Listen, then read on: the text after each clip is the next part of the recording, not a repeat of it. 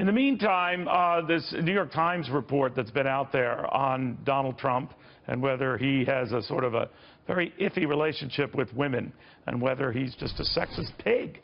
Kelly Riddell of the Washington Times on if Donald Trump can expand his base when major media like the New York Times are saying he's base and way off base with women.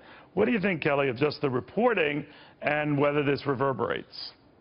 Well, you know, I don't think that there was any bombshells in this reporting.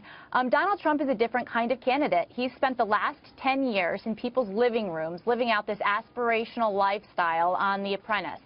Before that, he was in New York City's public tabloids. There isn't much we don't know about Donald Trump's past.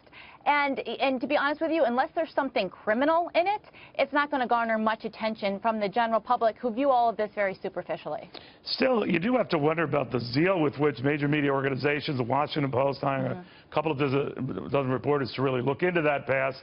They didn't have nearly the same zeal when it came to then Senator Barack Obama. Be that as it may, normally when people are digging up stuff comes up. They discover stuff.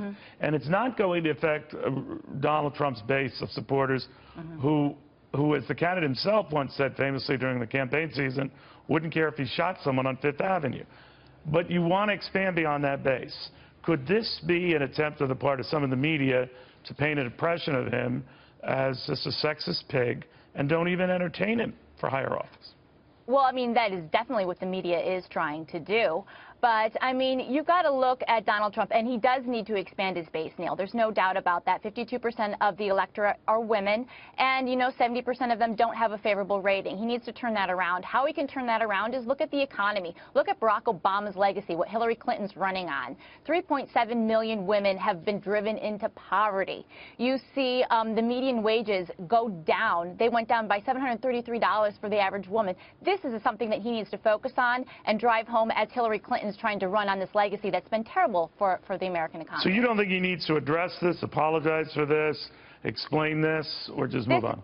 This is who he is. I mean, this is part of the Donald Trump. Everyone wants Donald Trump to become more presidential, to somehow morph into somebody that he is not.